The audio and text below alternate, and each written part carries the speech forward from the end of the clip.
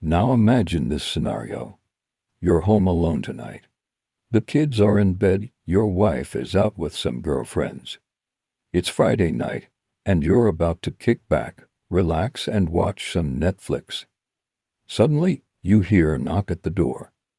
Now you don't really expect anyone to be visiting at this hour. So, who could it possibly be?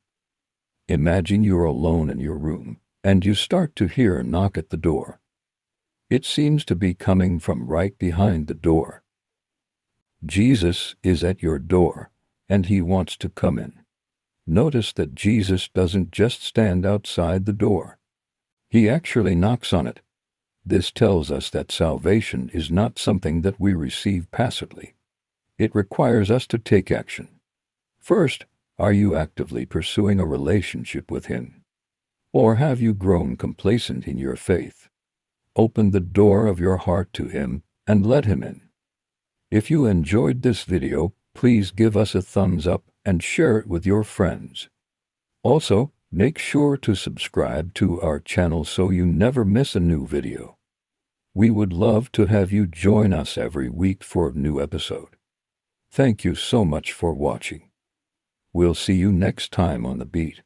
If you're not yet a believer, I urge you to place your faith in Jesus right now. Don't wait another minute to receive the free gift of salvation that he offers. Don't be like the people of Sardis who rejected Jesus when he knocked on their hearts. Instead, let's all resolve to live lives that are open to Jesus. Let's make sure that we're actively pursuing him, living for him, sharing him with others, and depending on his righteousness to save us. As we do, we can rest in the assurance that we'll spend eternity with him in heaven. Second, are you living a life that's pleasing to God, or are you indulging in sin? Third, are you sharing your faith with others, or have you been too afraid to speak up?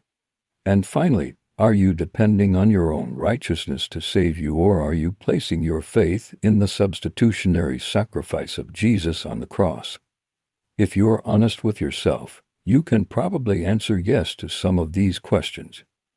But if you're like me, you'll realize that you're falling short in many areas. The good news is that Jesus doesn't expect you ask to be perfect. He simply asks that we strive to live lives that are pleasing to him. And whenever we fall short, he's there to forgive us and help us get back on track. When Jesus knocks on the door of your heart, he's inviting you to respond. And that response could go in one of two directions. Either you can open the door and let him in, or you can close the door and keep him out. And the consequences of these two decisions couldn't be more different. Those who open the door experience the joy of a restored relationship with God. But those who close the door are left outside, separated from him.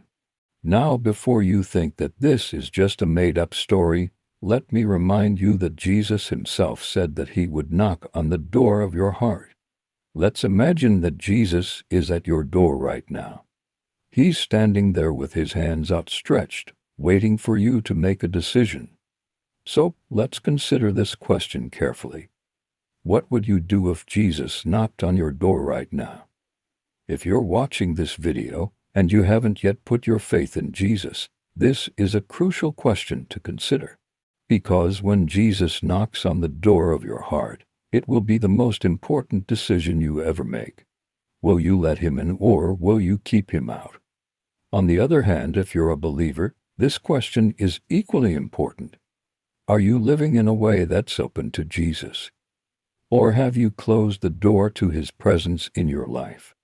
Remember that Jesus warned that many who claim to follow him will end up separated from God for eternity. So, we need to examine ourselves and make sure that we're not among that number. Listen to these words from Revelation 3:20. Behold, I stand at the door and knock. If anyone hears my voice and opens the door, I will come into him and dine with him, and he with me. These words are part of a message that Jesus gave to the church in Sardis. They were a group of believers who had a reputation for being spiritually dead. In fact, Jesus said that only a few of them had their works remaining, but despite their spiritual condition, Jesus still knocked on their hearts and invited himself in. This passage shows us that Jesus has not given up on any of us, no matter how far we've strayed from him. He's always willing to come after us and restore us if we're willing to let him in. At first it's slow and steady, but then it starts to get louder and more insistent. You hear the knock again, and this time you can feel the vibrations through the entire room. Who could it be at this hour? You wonder. You think about opening the door, but fear holds you back. What if it's someone dangerous or worse, someone from the other side? You wrestle with your fear and curiosity, not knowing what to do. Just then, the knocking stops. And for a moment, there's silence. Then you hear a soft voice on the other side of the door. "I know you're afraid," it says, "but I'm here to help you. I'm here to guide you through the darkness and show you the light." You hesitate for a moment, torn between your fear and your longing for help. "Who are you?" you ask, your voice trembling. "I am the one you've been waiting for," the voice replies. "I am the one who knocks. And if you open the door, I promise to lead you to safety." You take a deep breath and slowly begin to open the door. As you do, you see a figure standing in front of you. The face is partially hidden in the shadows, but you can make out the outline of a man. He's dressed in clothes you've seen before, but they seem different somehow.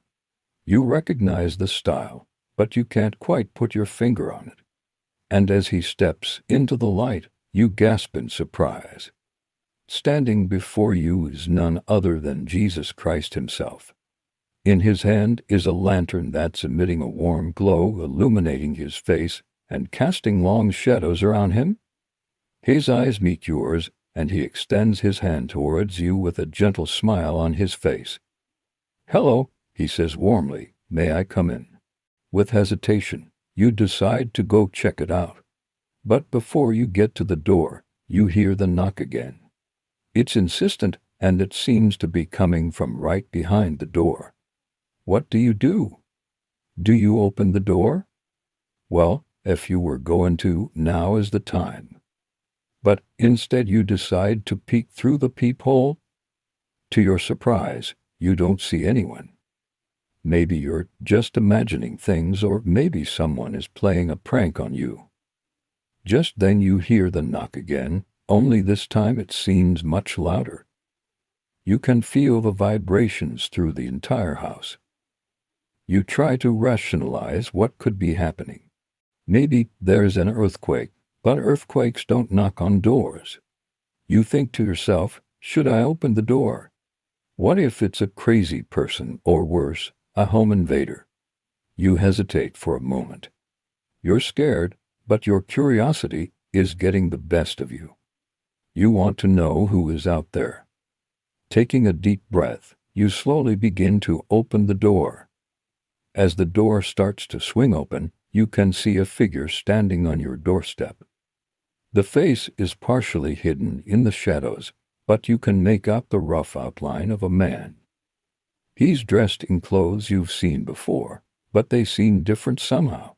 You recognize the style, but you can't quite put your finger on it. And as he steps into the light, you gasp in surprise. Standing before you is none other than Jesus Christ himself. In his hand is a lantern that's emitting a warm glow, illuminating his face and casting long shadows around him. His eyes meet yours, and he extends his hand towards you with a gentle smile on his face. "Hello," he says warmly, "may I come in?" So, what would you say in this situation? What would you do? Would you let Jesus in your home? Let's talk about that. Welcome to another episode of The Beat. I'm your host. We've done a lot of videos on the subject of hell, and I've been surprised at how many people reject the reality of hell, even though the Bible clearly teaches that it exists. Jesus spoke more about hell than he did about heaven. There's a reason for that. Hell is a scary place, and most Christians don't want to talk about something that's so unpleasant. But the truth is, we need to talk about hell because the Bible warns that many will end up there. Jesus taught us that there is a real possibility that many of his followers will end up separated from God for eternity. But there's good news. The same Jesus who warned us about hell also came to pay the price for our sins so that we can avoid it. So in this video series, we'll take an in-depth look at the subject of hell and what it means for those who claim to be followers of Christ. But before we get into that, I just want to share one last story. Okay, so this is the scenario. But there's another important truth that we need to learn from this passage. When we think about this, we have to ask ourselves, what would I do if Jesus knocked on my door? How would I respond to his invitation? Let me ask you a few questions that can help us determine whether or not we've kept the door open for Jesus. Let me encourage you to recommit yourself to Jesus today. Thank you so much for watching this episode of The Beat. I hope it's been a blessing to you.